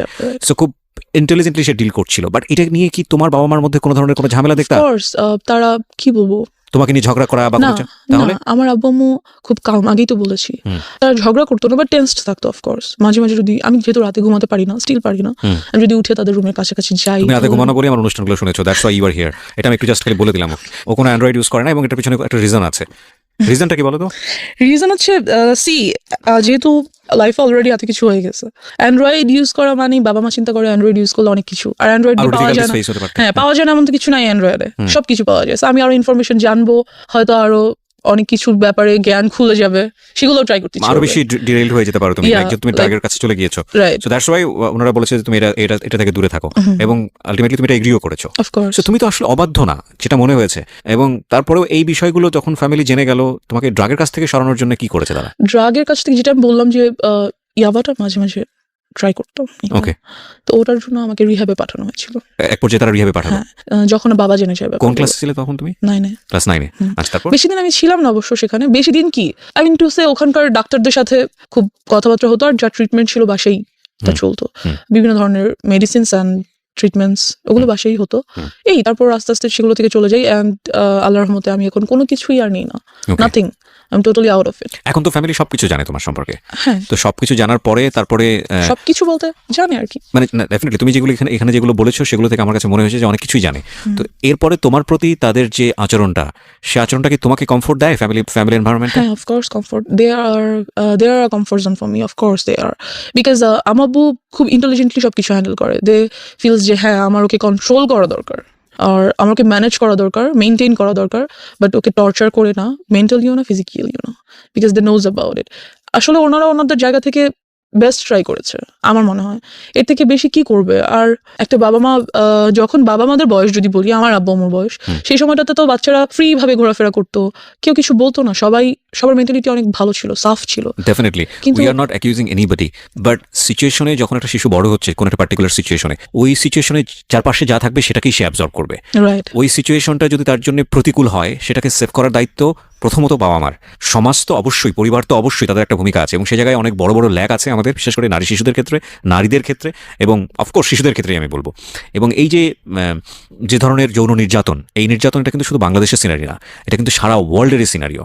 এবং সেখানে আমরা দেখি যে স্পোক পার্সন, মানে যারা এই বিষয়গুলো নিয়ে কথা বলেন, তারা ইন্ডিভিজুয়ালি জান না কি হয়। এবং খুব ভালো, আমি তোমাকে মানে স্যালুট করি যে সামহাউ কাউকে না কাউকে তো এগিয়ে আসতে হবে, কাউকে না কাউকে তো বলতে হবে। তুমি কি মনে করো যে এগুলো নিয়ে স্পিক আউট বললে এটা কিছুটা হলে কমবে, বা এখানে একটা ইফেক্ট পড়বে, বা যারা এই কাজটা করে তারা সতর্ক হবে? অফকোর্স হবে ইনশাল্লাহ, আর হওয়া উচিত। বিকজ আমরা মেয়েরা আজকাল অনেক কিছু করতে চাই, মেয়েরা পাইলট হয়, ডক্টর হয়, ইঞ্জিনিয়ার হয়, অনেক কিছু হয়। হতে হলে কিন্তু অনেক কিছু ফেস করতে হয়। যে যত বড় হবে, যত উপরে উঠবে, তার ততগুলো ধাপ পেরিয়ে যেতে হবে। আর সে প্রত্যেকটা ধাপে ধাপেই কোনো একটা বিপদ হয়তো ওয়েট করছে। সে যদি নাই জানে যে কোনো একটা বিপদ আমার জন্য ওয়েট করছে আমার মতো, তাহলে সেটা সে ওভারকাম করবে কিভাবে, তাকে জানতে হবে। কিন্তু আমার জায়গাটা হচ্ছে ওইটাই, যে যারা সুযোগটা নিল, লাইক তোমার স্কুল টিচার, ইভেন গাড়ির ড্রাইভার, ইভেন তোমার বাসার কাজের লোক, ইভেন কাজের মিস্ত্রি, কেউই তো বাদ যায়নি, রাইট? তো তুমি কি মনে করো যে তোমাদের মতো যারা ভিকটিম আছে, যারা এইভাবে বিভিন্নভাবে হচ্ছে ফ্যামিলিতে টর্চার, এখানে একটা ছেলেও হতে পারে, হ্যাঁ যে হতে পারে, তো তাদের আসলে বলা উচিত, অন্তত ফ্যামিলিতে বলা উচিত, বেশি বেশি করে এই বিষয়গুলো অবশ্যই বলা উচিত, তাদের জানানো উচিত, তাদের প্রবলেমস গুলো শেয়ার করা উচিত। এতে করে যারাই কাজটা করছে তারা ভয় পাবে, রাইট? তাদের মনে হবে যে এই কাজটা যেহেতু এগিয়ে আসছে মানুষ সামনে, আমি নেক্সট টাইম করলে আমার শাস্তি হবে, রাইট? তাদের ভয় পাওয়া উচিত, এবং ভয় পাবে তারা বলবে। এবং আমিও বলতে চাই যে এই যে অন্ধ কুসংস্কার একটা সামাজিক মানসিকতা, যে ওনার মেয়ে এটা হয়েছে না জানি ওনার মেয়ে কত খারাপ, বা ওনার ছেলেটা হয়েছে না জানি ওনার ছেলে কতটা খারাপ, এই না জানি থেকে আমাদেরকে বের হতে হবে। কে কি মনে করলো না করলো, সেই জায়গাটায় যদি কোনো ইনজাস্টিস থাকে, এবং সেই ইনজাস্টিসটাকে আপনি নিজের সম্মানের জায়গাটা থেকে যদি মনে করেন যে ওকে আমি এই ইনজাস্টিসটাকে মেনে নিচ্ছি নিজের সম্মানের জায়গা থেকে, ফাইনালি আপনার সম্মান থাকে না আসলে, এটা কোনো না কোনোভাবে এটা কিন্তু আপনি হ্যারাসমেন্টের শিকার হচ্ছেনই। So you are right now 19, এবং আমি মনে করি যে জীবনে আরো অনেক অভিজ্ঞতা সামনে আছে, অ্যান্ড ইনশাল্লাহ it will be positive for you. আমি ডেফিনেটলি থ্যাঙ্কস জানাই তোমার বাবা মাকে, তারা তোমাকে অনেক লিবার্টি দিয়ে বড় করছেন। বাট এই জায়গাগুলো আমার মনে হয় না তোমার ক্ষেত্রে তুমি যে পরিমাণ সাফার হয়েছে, তোমার ইয়াঙ্গারের ক্ষেত্রে অতটা সাফার হওনি, কারণ তোমার একটা অভিজ্ঞতা ছিল, তোমার জায়গা থেকে তুমি ওকে শেল্টার দিতে পেরেছো। সো সেই জায়গা থেকে আমি মনে করি যে ডেফিনেটলি আজকের এই এপিসোডটা অনেকের জন্যই লার্নিং হবে, এবং আমি তোমার জন্য উইশ করি যে তোমার একটা বেটার ফিউচার হোক, এবং তুমি রাইট নাও 19, এবং তুমি অনেক ভালো পড়াশোনা করো, তোমার লাইফের যে এম আছে সেই জায়গাগুলোতে তুমি খুব ভালো করো। আর দিন শেষে যাই কিছু করি না কেন, আমাদের একটা জিনিস মাথায় রাখতে হবে, we live in the society, we live in the family, এবং আমাদের যে প্রবলেমগুলো আছে সেগুলো হয়তো আমাদের কিওর করতে হবে, but we can deny our society, we can deny our family. So বাবা মা যাই কিছু করুক না কেন, যেটাই কিছু করুক না কেন, তারা আমাদের বেস্ট গিফট আমাদের দুনিয়াতে, এবং we have to respect them, এটা হচ্ছে শেষ কথা। So thank you so much আমার এখানে আসার জন্য, wish you best of luck. Thank you so much.